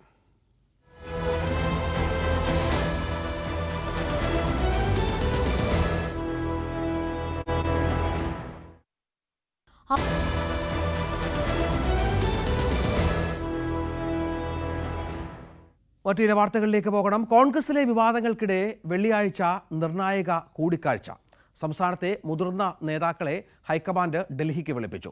പുനഃസംഘടനയിലെ അനിശ്ചിതത്വം ഒഴിവാക്കുന്നതിന് പുറമെ ലേഖന വിവാദത്തോടെ നിലപാട് കടുപ്പിച്ച ശശി തരൂരിന്റെ നീക്കങ്ങളിൽ സ്വീകരിക്കേണ്ട തുടർ നടപടികളും യോഗത്തിൽ നിർണായക ചർച്ചയാകും. പുനഃസംഘടന അനിശ്ചിതമായി നീളുകയും തരൂരിന്റെ ലേഖന വിവാദം പാർട്ടിയെ പ്രതിസന്ധിയിലാക്കുകയും ചെയ്ത പശ്ചാത്തലത്തിലാണ് സംസ്ഥാനത്തെ മുതിർന്ന കോൺഗ്രസ് നേതാക്കളെ നിർണായക കൂടിക്കാഴ്ചയ്ക്ക് വേണ്ടി ഹൈക്കമാൻഡ് നേതൃത്വം ഡൽഹിക്ക് വിളിപ്പിക്കുന്നത്. KPCC അധ്യക്ഷൻ K സുധാകരൻ, പ്രതിപക്ഷ നേതാവ് VD സതീശൻ, മുൻ പ്രതിപക്ഷ നേതാവ് രമേശ് ചെന്നിത്തല, മുൻ KPCC അധ്യക്ഷന്മാരായ മുല്ലപ്പള്ളി രാമചന്ദ്രൻ, VM സുധീരൻ തുടങ്ങിയവർക്കും കൂടിക്കാഴ്ചയ്ക്കെത്താൻ നിർദ്ദേശം ലഭിച്ചതായാണ് വിവരം. തദ്ദേശ തെരഞ്ഞെടുപ്പിന് മാസങ്ങൾ മാത്രം ശേഷിക്കെ പുനഃസംഘടന വേഗത്തിൽ പൂർത്തിയാക്കാൻ KPCC അധ്യക്ഷന് നേരത്തെ നിർദ്ദേശം നൽകിയിരുന്നു. അതിനിടെയാണ് കോൺഗ്രസ് നേതൃത്വത്തെ ചോദ്യം ചെയ്തുകൊണ്ടുള്ള ശശി തരൂരിന്റെ ലേഖനങ്ങൾ പാർട്ടിയെ പ്രതിരോധത്തിലാക്കിയത്. രാഹുൽ ഗാന്ധിയുമായി നടത്തിയ കൂടിക്കാഴ്ചയ്ക്ക് ശേഷവും ശശി തരൂർ തന്റെ നിലപാട് മാറ്റമില്ലാതെ തുടരുകയും ഇടതുപക്ഷം അത് രാഷ്ട്രീയ ആയുധമാക്കുകയും ചെയ്ത പശ്ചാത്തലത്തിൽ തരൂർ കടുത്ത തീരുമാനങ്ങളിലേക്ക് കടന്നേക്കുമെന്ന വിലയിരുത്തലിന്റെ അടിസ്ഥാനത്തിലാണ് പ്രതിരോധ നീക്കങ്ങളുടെ ഭാഗമായി ഹൈക്കമാൻഡിന്റെ അടിയന്തര ഇടപെടൽ. രാഹുലുമായി നടത്തിയ കൂടിക്കാഴ്ചയിൽ തരൂർ മുമ്പോട്ട് വെച്ച ഉപാധികളോട് സംസ്ഥാന നേതൃത്വത്തിന്റെ അഭിപ്രായം ആരാഞ്ഞ ശേഷമാകും ഹൈക്കമാൻഡിന്റെ അന്തിമ തീരുമാനം. സംസ്ഥാന രാഷ്ട്രീയത്തിൽ സജീവമാകുന്നതിനുള്ള ശശി തരൂരിന്റെ നീക്കം നിർണായക പദവി ലക്ഷ്യമിട്ടെന്നാണ് ഒരു വിഭാഗം നേതാക്കളുടെ വിലയിരുത്തൽ. ഈ നീക്കങ്ങളിൽ മുതിർന്ന നേതാക്കൾക്ക് കടുത്ത അതൃപ്തിയുണ്ടെങ്കിലും ഹൈക്കമാൻഡിന്റെ മുന്നറിയിപ്പ് നിലനിൽക്കുന്നതിനാലാണ് സംയമനത്തോടെയുള്ള പ്രതികരണങ്ങൾക്ക് നേതാക്കൾ നിർബന്ധിതരാകുന്നത്. പരസ്യ ഏറ്റുമുട്ടൽ അവസാനിപ്പിച്ചെങ്കിലും തരൂരിന്റെ ഉപാധികൾ അംഗീകരിക്കാൻ സംസ്ഥാനത്തെ മുതിർന്ന കോൺഗ്രസ് നേതാക്കൾ തയ്യാറായേക്കില്ല. ഈ പശ്ചാത്തലത്തിൽ തരൂർ കടുത്ത തീരുമാനങ്ങളിലേക്ക് കടന്നാൽ അതിനെ എങ്ങനെ നേരിടും എന്നതാകും കോൺഗ്രസ് ദേശീയ നേതൃത്വത്തിന് മുമ്പിലെ പ്രധാന വെല്ലുവിളി. തിരുവനന്തപുരത്ത് നിന്ന് ഡാൻ കുര്യൻ, ന്യൂസ് 18. KPCC ഭാരവാഹി യോഗം ഇതിനിടെ ഇന്ന് ചേരുന്നുണ്ട്. ഓൺലൈനായാണ് യോഗം. KPCC president K. സുധാകരന്റെ അധ്യക്ഷതയിൽ ചേരുന്ന യോഗത്തിൽ ഭാരവാഹികളും DCC അധ്യക്ഷന്മാരും പങ്കെടുക്കും. തദ്ദേശ തെരഞ്ഞെടുപ്പിന്റെ മുന്നൊരുക്കങ്ങൾ യോഗം ചർച്ച ചെയ്യും. ശശി തരൂർ വിവാദവും KPCC ഭാരവാഹി യോഗത്തിൽ ചർച്ചയാകാനാണ് സാധ്യത. 28 തദ്ദേശ വാർഡുകളിലേക്ക് നടന്ന ഉപതെരഞ്ഞെടുപ്പ് ഫലം അല്പസമയത്തിനകം അറിയാം. വിവിധ കേന്ദ്രങ്ങളിലായി വോട്ടെണ്ണൽ 10 മണി മുതൽ, അതായത് ഏതാണ്ട് ഒരു 20 മിനിറ്റ് മാത്രമാണ് ആരംഭിക്കും. തദ്ദേശ തെരഞ്ഞെടുപ്പ് നടക്കാൻ മാസങ്ങൾ മാത്രം ബാക്കി നിൽക്കെ നടക്കുന്ന തെരഞ്ഞെടുപ്പ് മുന്നണികൾ അഭിമാന പോരാട്ടമായാണ് കണക്കാക്കുന്നത്.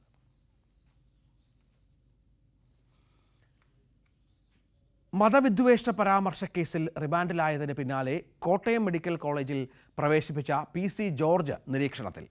കാർഡിയോളജി ICUവിൽ ചികിത്സയിലുള്ള ജോർജിന് 48 മണിക്കൂർ നിരീക്ഷണം ഉണ്ട്.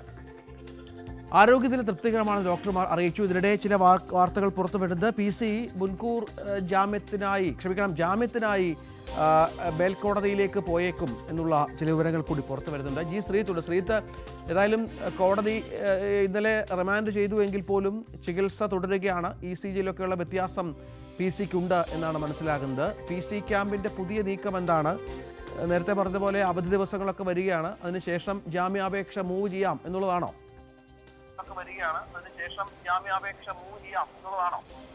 തീർച്ചയായും അങ്ങനെ തന്നെയാണ് രഞ്ജിത്ത്.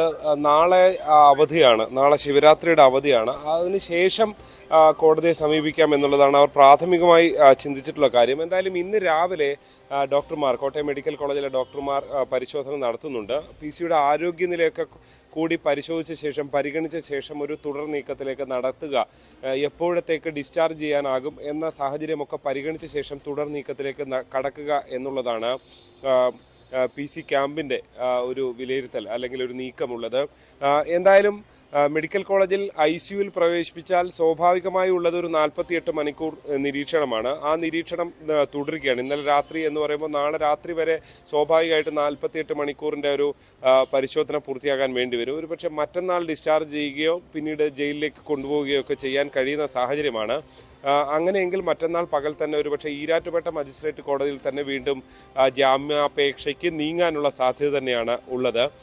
അതിനുശേഷം കോടതിയിൽ നിന്നെടുക്കുന്ന നിലപാടുകൾ അനുസരിച്ച് തുടർ നീക്കങ്ങൾ മേൽക്കോടതികളിലേക്ക് പോകും. എന്തായാലും നിലവിൽ ആരോഗ്യസ്ഥിതി ഇന്ന് രാവിലെയും രക്തസമ്മർദ്ദത്തിന് കുറച്ച് വ്യതിയാനങ്ങൾ ഉണ്ട് എന്നുള്ളതാണ് നമുക്ക് അറിയാൻ സാധിച്ചിട്ടുള്ളത്. എന്തായാലും കൂടുതൽ സീനിയർ ഡോക്ടേഴ്സ് പകലാണ് എത്തുക. സ്വകാര്യ ആശുപത്രിയിലാണ് PC ജോർജ്, പാലായിലെയും കൊച്ചിയിലെയും സ്വകാര്യ ആശുപത്രിയിലാണ് ഈ ഹൃദ്രോഗ സംബന്ധമായ പരിശോധനകൾ നടത്താറുള്ളത്.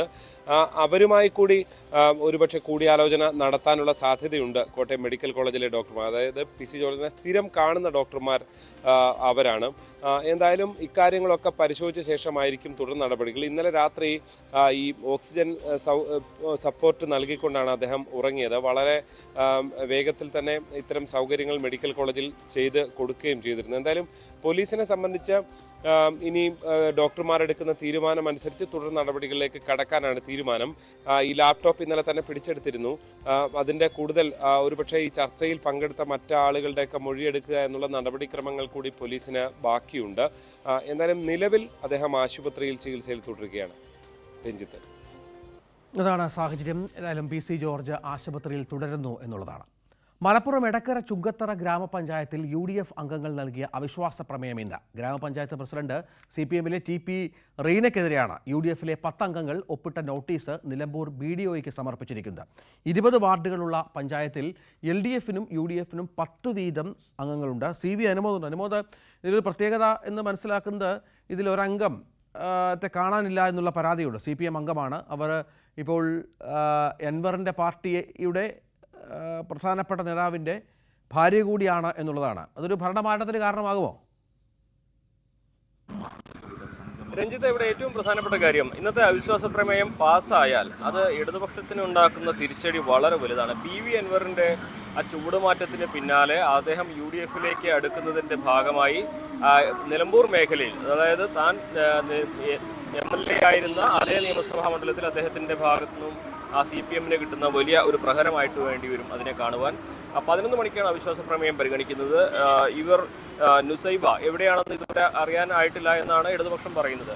അപ്പോൾ അവിശ്വാസ പ്രമേയത്തിന്റെ സമയത്ത് അവർ ഈ പഞ്ചായത്തിൽ എത്തിയിട്ട് എങ്ങനെയായിരിക്കും അവരുടെ നിലപാട് എന്നുള്ളത് പ്രധാനമാണ്. 10-10 എന്ന നിലയായതുകൊണ്ട് തന്നെ അവർ വോട്ട് ചെയ്താൽ അത് ഇടതുപക്ഷത്തെ സംബന്ധിച്ച് ഭരണ നഷ്ടമുണ്ടാക്കും. വോട്ട് ചെയ്തില്ലെങ്കിൽ പോലും അത് അങ്ങനെ ഒരു സാഹചര്യത്തിലേക്ക് എത്തിക്കും. അതുകൊണ്ടാണെങ്കിലും ഇതിൻ്റെ ഫലം അത് നിലമ്പൂരിലെ ഇടതുപക്ഷത്തിന് വലിയ ആകാംക്ഷ നൽകുന്നതാണ്. പ്രത്യേകിച്ച് ഉപതെരഞ്ഞെടുപ്പ് എപ്പോൾ വേണമെങ്കിലും പ്രഖ്യാപിക്കാമെന്നിരിക്കെ നിലമ്പൂരിലെ ഒരു പഞ്ചായത്ത് PV അൻവർ തൻ്റെ കഴിവുകൊണ്ട് UDF-ലേക്ക് മാറ്റി എന്ന് വന്നാൽ അത് ഈ ഉപതെരഞ്ഞെടുപ്പിൽ LDF-ന് വലിയ നിരാശ നൽകുന്ന ഒരു സാഹചര്യം ഉണ്ടാക്കും.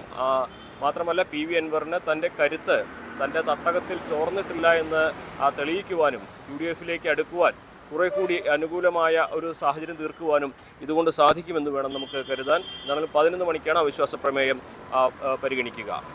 ശരി, CV അനുമോദ വിവരങ്ങൾ പങ്കുവച്ചു.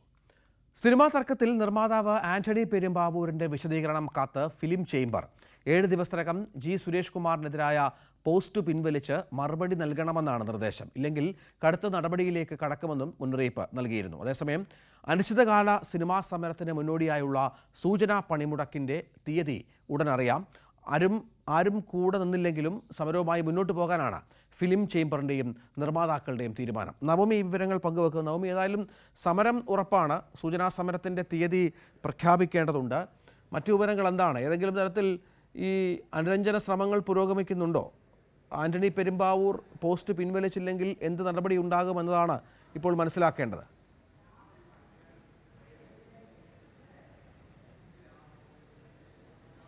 രഞ്ജിത്ത്, 2 പ്രധാനപ്പെട്ട കാര്യങ്ങളാണ്. അതിലൊന്ന് ഈ ആന്റണി പെരുമ്പാവൂരിൻ്റെ ഫേസ്ബുക്ക് പോസ്റ്റുമായി ബന്ധപ്പെട്ട വലിയൊരു തർക്കം തന്നെയാണ് ഇപ്പോൾ ഈ ഒരു സിനിമാ മേഖലയിൽ നിലനിൽക്കുന്നത്. അതിൽ G സുരേഷ് കുമാർ ഇട്ട നടത്തിയ പത്രസമ്മേളനം, അതിൽ അദ്ദേഹം പറഞ്ഞ കാര്യങ്ങളെല്ലാം സിനിമയ്ക്ക് വേണ്ടിയാണ് പറഞ്ഞതെന്നാണ് ഫിലിം ചേംബർ വ്യക്തമാക്കുന്നത്. ഇതെല്ലാം ഞങ്ങളോട് കൂടി ആലോചിച്ച ശേഷമാണ് അങ്ങനെ ഒരു പത്രസമ്മേളനവുമായി സുരേഷ് രംഗത്തെത്തിയതെന്ന് കൂടി പറയുന്നുണ്ട്. അതിനിടയിൽ ഈ ആന്റണി പെരുമ്പാവൂരിൻ്റെ ഫേസ്ബുക്ക് പോസ്റ്റ് അത് ഏറെ വേദനിപ്പിച്ചു. അത്തരത്തിൽ എന്തെങ്കിലും തരത്തിലുള്ളൊരു വിയോജിപ്പുണ്ടെങ്കിൽ അത് പറയേണ്ടത് സംഘടനയ്ക്കുള്ളിലാണ്, അല്ലെങ്കിൽ ഞങ്ങളെയൊക്കെ വിളിച്ചു പറയാം. പരസ്യമായി ഇങ്ങനെ സോഷ്യൽ മീഡിയയിലൂടെ അധിക്ഷേപിക്കേണ്ട, അല്ലെങ്കിൽ സുരേഷിനെതിരായിട്ടുള്ള ഇത്തരത്തിലൊരു പരാമർശം നടത്തേണ്ട ആവശ്യമുണ്ടായിരുന്നില്ല എന്നാണ് ഇന്നലെ ചേർന്ന യോഗത്തിനൊടുവിൽ ഫിലിം ചേംബർ വിലയിരുത്തിയത്. ഇതിന്റെ അടിസ്ഥാനത്തിലാണ് 7 ദിവസത്തെ സമയം ആന്റണി പെരുമ്പാവൂരിന് നൽകിയത്. 7 ദിവസത്തിനുള്ളിൽ ഈ ഫേസ്ബുക്ക് പോസ്റ്റ് പിൻവലിച്ച് ഇങ്ങനെ ഒരു പ്രതികരണവുമായി, പരസ്യ പ്രതികരണവുമായി എത്താനുള്ള കാരണം എന്താണെന്ന് ഫിലിം ചേംബറിന്റെ വിശദീകരിക്കണം, ഒരു മറുപടി നൽകണം എന്ന ഒരു കാര്യം കൂടിയാണ് നിർദ്ദേശം നൽകിയിരിക്കുന്നത്. ഇല്ല എന്നുണ്ടെങ്കിൽ കടുത്ത നടപടികളിലേക്ക് പോകുമെന്ന് കൂടി ഫിലിം ചേംബർ വ്യക്തമാക്കുന്നു. അത് ഏത് തരത്തിലുള്ള നടപടിയാണ് ഫിലിം ചേംബർ ഉദ്ദേശിക്കുന്നതെന്ന് നമുക്കിനി വരും മണിക്കൂറിലെ അറിയാൻ കഴിയൂ. കാരണം 7 ദിവസത്തെ സമയമാണ് നൽകിയിരിക്കുന്നത്. ഉടനെ തന്നെ ഈ ഫേസ്ബുക്ക് പോസ്റ്റ് പിൻവലിക്കും എന്ന് തന്നെയാണ് ആന്റണി പെരുമ്പാവൂരുമായി അടുത്ത് നിൽക്കുന്ന വൃത്തങ്ങൾ വ്യക്തമാക്കുന്നത്. പക്ഷേ അത് ഏത് മറുപടിയായിരിക്കും, ഏത് തരത്തിലുള്ളൊരു മറുപടിയാണ് ആന്റണി പെരുമ്പാവൂർ നൽകുക എന്നത് വ്യക്തമല്ല. കാരണം മോഹൻലാൽ അടക്കമുള്ള സിനിമയിലെ മുതിർന്ന താരങ്ങൾ ഈ ഫേസ്ബുക്ക് പോസ്റ്റ് അത് ഷെയർ ചെയ്യുകയും ആന്റണി പെരുമ്പാവൂരിന് പിന്തുണയുമായി എത്തുന്ന ഒരു സാഹചര്യം കൂടി മുന്നിൽ നിൽക്കുമ്പോഴാണ് ഈ ഒരു നടപടി. മറ്റൊന്ന്, ഈ സിനിമാ സമരമാണ്. ഈ ഇന്നലെയൊക്കെ ഫിലിം ചേംബർ ആയിക്കോട്ടെ നിർമ്മാതാക്കൾ പറയുന്നത് താരങ്ങൾക്കെതിരെ അല്ല ഞങ്ങളുടെ ഈ ഒരു സമരം, അല്ലെങ്കിൽ ഈ ഒരു സിനിമാ വ്യവസായത്തെ തകർക്കുക എന്നുള്ളൊരു ഉദ്ദേശമല്ല, സർക്കാരിനെതിരെയാണ് ഞങ്ങൾ സമരം നടത്തുന്നത്. GSTക്ക് പുറമെ ഈ സിനിമാ നികുതി കൂടി പിരിക്കുന്നത് അത് ഞങ്ങൾക്ക് താങ്ങാൻ കഴിയില്ല, അത് ഒഴിവാക്കണമെന്ന് ആവശ്യപ്പെട്ടുകൊണ്ട് സർക്കാരിനെതിരെയാണ് സമരവുമായി ഞങ്ങൾ രംഗത്തെത്തിയിരിക്കുന്നത്. പക്ഷെ അതിൽ സിനിമാ താരങ്ങളുടെ വേതനം കുറയ്ക്കണമെന്നത് ഞങ്ങളുടെ ഒരു ആവശ്യം കൂടിയാണ്. കാരണം ഇത്ര വലിയ തുകയാണ് ഇവർ, ചെറിയ താരങ്ങളായിക്കോട്ടെ അല്ലെങ്കിൽ 2 സിനിമ ഹിറ്റായി വരുന്ന താരങ്ങൾ, നടന്മാരായിക്കോട്ടെ നടിമാരായിക്കോട്ടെ, വലിയ തുകയാണ് വാങ്ങുന്നത്. ഇത് നിർമ്മാതാക്കൾക്ക് താങ്ങുന്നതിനും അപ്പുറമാണ്. ഇതിനൊരു അറുതി വരണം. ഇവരുടെയൊക്കെ ഈ പ്രതിഫലം കുറയ്ക്കുന്നതിന് വേണ്ടിയിട്ടുള്ള നടപടി സ്വീകരിക്കണം. അത് രണ്ടാമത്തെ കാര്യം. പക്ഷേ ഇപ്പോഴുള്ള ഈ സമരത്തിൻ്റെ പ്രധാനപ്പെട്ട ആവശ്യം നികുതി ഒഴിവാക്കണമെന്നതാണ്. അതിലാണ് ഇപ്പോൾ സമരവുമായി മുന്നോട്ട് മുന്നോട്ട് വരാൻ തീരുമാനിച്ചിരിക്കുന്നത്. അമ്മ സംഘടന ഇന്നലെ ചേർന്ന യോഗത്തിൽ ഈ സമരത്തെ പിന്തുണയ്ക്കേണ്ടതില്ല എന്നൊരു നിലപാടാണ് എടുത്തത്. പക്ഷേ ഫിലിം ചേംബർ അടക്കം പറയുന്നത് ആര് കൂടെ നിന്നില്ലെങ്കിലും ഞങ്ങൾക്ക് ഈ സമരം ആവശ്യമാണ്, ഞങ്ങളുടെ ആവശ്യമായതുകൊണ്ട് ആ സമരവുമായി മുന്നോട്ട് പോകാൻ തന്നെയാണ് തീരുമാനിച്ചിരിക്കുന്നത്. മറ്റൊരു കാര്യം കൂടി പറയുന്നുണ്ട്. സിനിമയിൽ ഈ പ്രതിഫലം കുറയ്ക്കുന്നതുമായി ബന്ധപ്പെട്ട് ഈ സിനിമയിൽ ആരും തന്നെ താരങ്ങൾ ആരും തന്നെ അവിഭാജ്യ ഘടകമല്ല. ഒപ്പം ഈ OTTയുടെയും സാറ്റലൈറ്റിൻ്റെയും ഒക്കെ ഈ മൂല്യം കുറയുന്ന സാഹചര്യത്തിൽ ഈ എത്ര വലിയ കോടികൾ മുടക്കിയും താരങ്ങളെ വിലയ്ക്ക് വാങ്ങേണ്ട ആവശ്യം നിർമ്മാതാക്കൾക്ക് ഇപ്പോഴില്ല, താരങ്ങൾക്ക് അത്ര മൂല്യമൊന്നുമില്ല എന്നുകൂടി ഫിലിം ചേംബർ അടക്കം പറഞ്ഞു വെക്കുന്നുണ്ട്.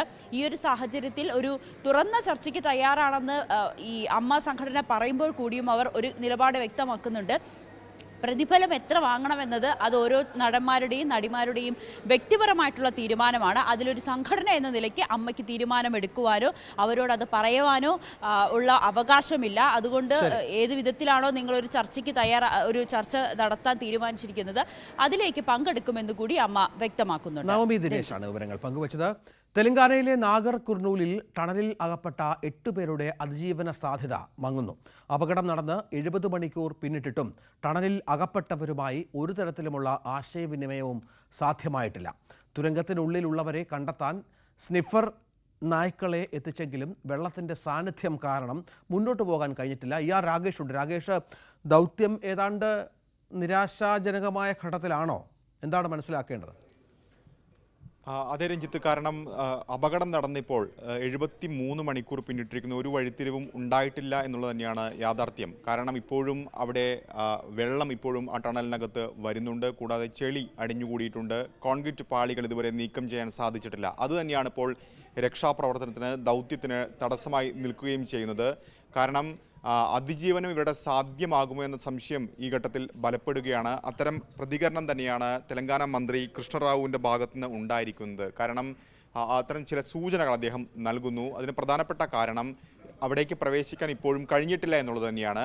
കാരണം 14 കിലോമീറ്റർ ഈ ടണൽ തുടങ്ങി ഏതാണ്ട് 14 കിലോമീറ്റർ അകത്തായാണ് ഈ അപകടം നടക്കുന്നത്. അതിൻ്റെ ഏതാണ്ട് 12.5 കിലോമീറ്റർ അടുത്ത് വരെ എത്താൻ അവർക്ക് സാധിച്ചിട്ടുണ്ട്, രക്ഷാദൗത്യ സംഘത്തിന് സാധിച്ചിട്ടുണ്ട്. പക്ഷേ അതിനുശേഷമുള്ള ദൂരം പിന്നിടാൻ കഴിഞ്ഞിട്ടില്ല. അതിൽ തന്നെ ഏറ്റവും ഒടുവിൽ 150 മീറ്ററാണ് ഇവർക്ക് വലിയ തടസ്സമായി നിൽക്കുന്നത്. അവിടെ ഈ ടണലിൽ നിന്ന് ഇടിഞ്ഞു വീണ കോൺക്രീറ്റ് പാടുകളുണ്ട്. ഒപ്പം തന്നെ മണ്ണ്, വലിയ രീതിയിൽ ചെളി അടിഞ്ഞുകൂടിയിട്ടുണ്ട്. ഇപ്പോഴും അവിടെ നിന്ന് വെള്ളം വരുന്നുണ്ട്. ഇത് തന്നെയാണ് രക്ഷാദൗത്യത്തിന് വലിയ പ്രതിസന്ധിയായി നിൽക്കുന്നത്.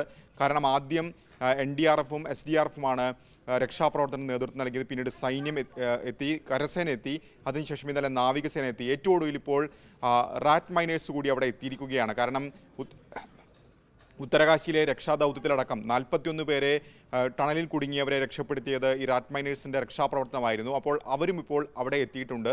അവർ ഈ സാഹചര്യം പരിശോധിക്കുകയാണ്. ഏതായാലും ഇപ്പോൾ നാഗർ കർണൂൽ SP ഇപ്പോൾ പ്രതികരിച്ചിരിക്കുന്ന പ്രധാനപ്പെട്ട കാര്യം, റിപ്പോർട്ട് വന്നതിന് ശേഷം ഇക്കാര്യത്തിൽ അന്തിമ തീരുമാനം പറയുമെന്നാണ്. കാരണം നാഷണൽ ജിയോഗ്രഫിക്കൽ റിസർച്ച് ഇൻസ്റ്റിറ്റ്യൂട്ടിൻ്റെ റിപ്പോർട്ട് കാത്തു നിൽക്കുകയാണ് ഈ രക്ഷാദൗത്യ സംഘം. കാരണം അവരാണ് ഈ മണ്ണു പരിശോധന അടക്കം നടത്തിയിട്ടുള്ളത്. അവിടെ ഇനി വീണ്ടും ഏതെങ്കിലും തരത്തിൽ തുരങ്കമിടിയാൻ സാധ്യതയുണ്ടോ, അതോ രക്ഷാപ്രവർത്തനവുമായി മുന്നോട്ട് പോകാൻ കഴിയുമോ എന്ന കാര്യങ്ങളൊക്കെ തന്നെ ഈ റിപ്പോർട്ട് ലഭിച്ചാൽ മനസ്സിലാക്കാൻ സാധിക്കും. അത് അനുസരിച്ചായിരിക്കും തുടർ നടപടി കൈക്കൊള്ളുക എന്നാണ് ഇപ്പോൾ രക്ഷാദൗത്യ സംഘം വ്യക്തമാക്കുന്നത്. രഞ്ജിത്ത്.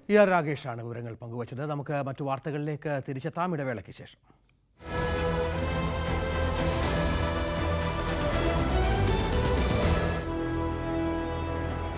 അമ്മയെയും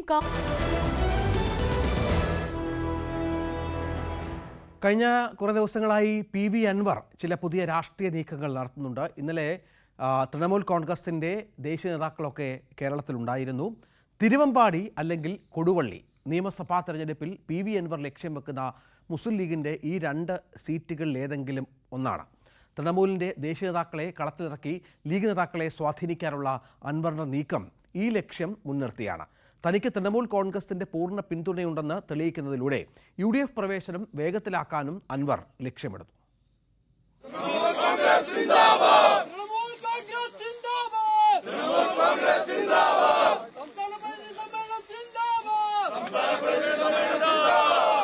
ഡെറിക് ഒബ്രിയാനും മഹുവ മൊയ്ത്രയും കഴിഞ്ഞ ദിവസം അൻവറിനായി കേരളത്തിലെത്തി.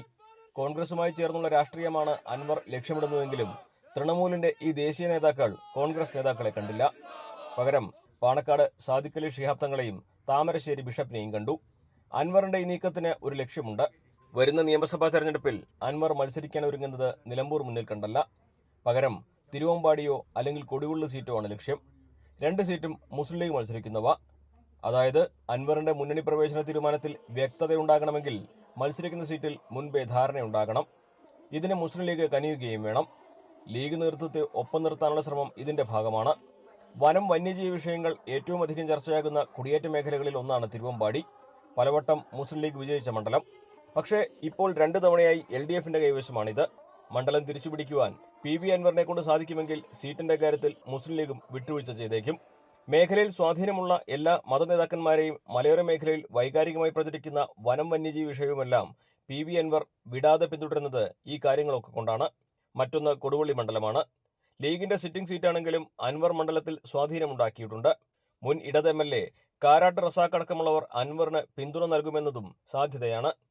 ഇപ്പോഴും കോൺഗ്രസിനുള്ളിൽ അൻവറിനെ ഒപ്പം കൂട്ടുന്നതിൽ ഏകാഭിപ്രായമില്ല. വനം വന്യജീവി വിഷയത്തിൽ അൻവർ സംഘടിപ്പിച്ച സെമിനാറിൽ ക്ഷണമുണ്ടായിട്ടും കോൺഗ്രസ് നേതാക്കൾ പങ്കെടുത്തതുമില്ല. മുസ്ലിം ലീഗിന്റെ 2 MLA-മാരാണ് പരിപാടിയിൽ ഉണ്ടായിരുന്നത്. N ഷംസുദ്ദീനും UA ലത്തീഫും. നിർണായക ഘട്ടങ്ങളിൽ ലീഗിന്റെ പിന്തുണ ഉറപ്പാക്കുകയാണ് PV അൻവർ ഈ നടപടികളിലൂടെ ചെയ്യുന്നത്. അൻവറിനെ UDFന്റെ ഭാഗമാക്കുവാൻ കോൺഗ്രസിനേക്കാൾ താൽപര്യം മുസ്ലിം ലീഗിനുണ്ട് താനും. തൃണമൂൽ കോൺഗ്രസിന്റെ ദേശീയ നേതാക്കളുടെ സന്ദർശനം അതുകൊണ്ട് തന്നെ അൻവറിന്റെ രാഷ്ട്രീയ ഭാവിയിൽ ഏറെ നിർണായകവുമാണ്. മലപ്പുറത്തു നിന്നും CV അനുമോദ്, ന്യൂസ് 18. ഫ്രാൻസിസ് മാർപ്പാപ്പയുടെ ആരോഗ്യനിലയിൽ നേരിയ പുരോഗതിയെന്ന് വത്തിക്കാൻ. ഇന്നലെ പകൽ പൂർണ്ണ വിശ്രമത്തിലായിരുന്നു. സാധാരണ പോലെ ഭക്ഷണം കഴിക്കുന്നുമുണ്ട്. ഇരു ശ്വാസകോശങ്ങളിലും അണുബാധയുള്ളതിനാൽ ആരോഗ്യാവസ്ഥ ഗുരുതരമാണ്. 14-നാണ് മാർപ്പാപ്പയെ ശ്വാസതടസ്സത്തെ തുടർന്ന് റോമിലെ ജമേലി ആശുപത്രിയിൽ പ്രവേശിപ്പിച്ചത്. ഇതോടെ 9 മണി വാർത്ത പൂർണ്ണമാവുകയാണ്. ഇനി ന്യൂസ് ട്രെൻഡ്സ് കാണാം. അപർണ കുറുപ്പ് ചേരും.